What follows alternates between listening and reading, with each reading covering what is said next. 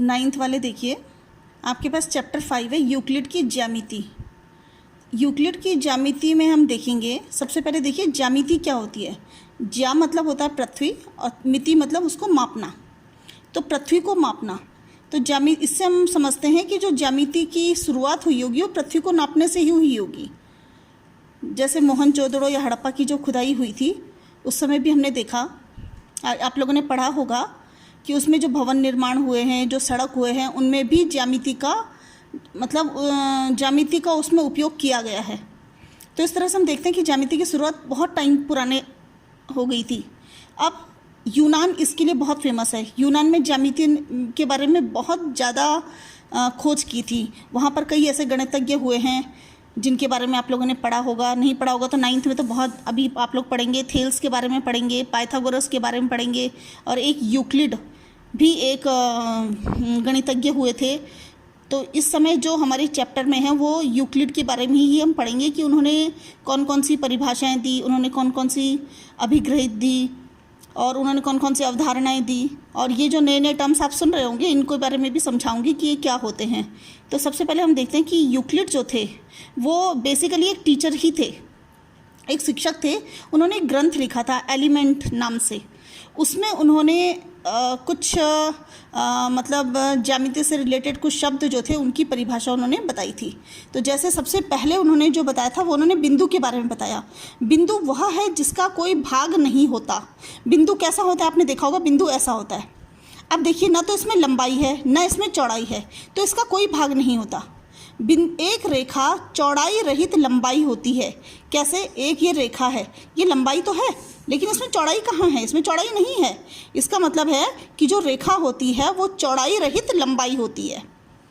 रेखा के सिरे बिंदु होते हैं। इसको समझिए, ये रेखा है तो इसका एक सिरा ये है और दूसरा सिरा ये है, तो ये क्या है? ये दोनों बिंदु तो हैं। फिर चौथा है आपका, एक सीधी रेखा ऐसी रेखा है जो स्वयं पर बिंदुओं के साथ सपाट रूप से स्थित हो। इसे आप इस तरीके से समझ सकते हैं, जैसे लाइन है तो जो रेखा है ये किन चीज़ों से बनके बनी है? बिंदुओं से तो बिल्कुल बनी रहती है। देखिए इतने सारे बिंदु हैं।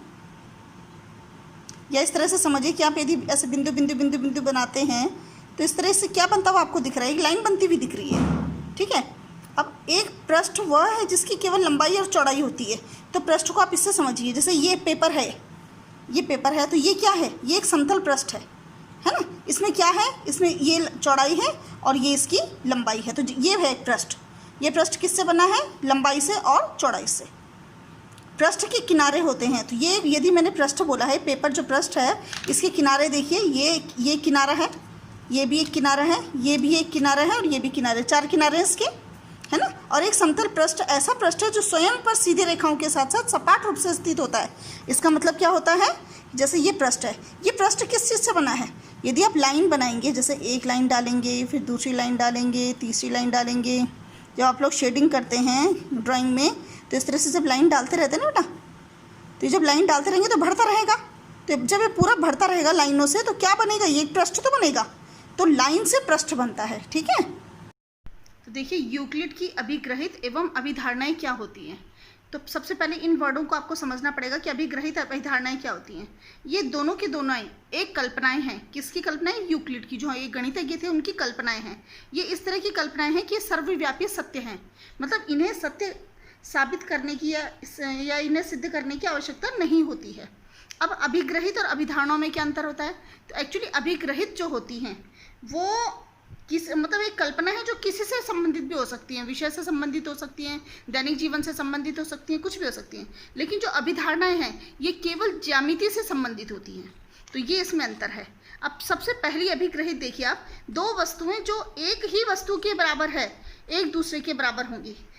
तो दो वस्तुएं, सपोज ये दो वस्तुएं हैं, ये एक ही वस्तु के बराबर है, मतलब ये तीसरी वस्तु है, ये भी इसके बराबर है और ये भी इसके बराबर है। समझ रहे हैं आप? ये दो वस्तुएं हैं और ये वस्तु इसके बराबर है और ये वस्तु इसके बराबर भी है, तो फिर दोनों भी तो आपस में बराबर होंगी। अब यदि हम इन्हें ज्यामिति से रिलेटेड करके देखें तो ये तीन ज्यामितीय आकृतियां काटी है मैंने, ये तीन त्रिभुज काटे हैं, ये दोनों के दोनों त्रिभुज बराबर हैं। ये सिद्ध कैसे हो जाएगा? सपोज करते हैं हम, ये हमारे पास तीन त्रिभुज हैं, ये त्रिभुज इसके बराबर है और ये वाला त्रिभुज इसके बराबर भी है, इसका मतलब ये दोनों त्रिभुज बराबर होंगे। दूसरा है यदि बराबर में बराबर जोड़ा जाए, इसको आप ऐसे समझिए, ये दो त्रिभुज बराबर हैं, ठीक है, और ये दो आकृति मैंने और काटी, ये दोनों भी आपस में बराबर हैं। तो यदि हम इन दोनों बराबर में इन दोनों बराबरों को जोड़ दें, कैसे जोड़ेंगे, ऐसे जोड़ देंगे, इस बराबर को यहाँ जोड़ देंगे और इस बराबर को यहाँ जोड़ देंगे, तो ये जो पूर्ण निकलेगा, मतलब पूर्ण आकृति जो प्राप्त हुई है, तो ये वाली पूर्ण आकृति इस पूर्ण आकृति के बराबर होगी। अब जो चौथा पॉइंट है बिल्कुल इससे उल्टा है कि सपोज कर लेते हैं ये पूर्ण आकृति है, यदि इसमें से हम बराबर बराबर घटा दें, मतलब ये वाला बराबर घटा दें और ये वाला बराबर घटा दें, तो जो हमें प्राप्त होगा ये दोनों भी आपस में बराबर होंगे।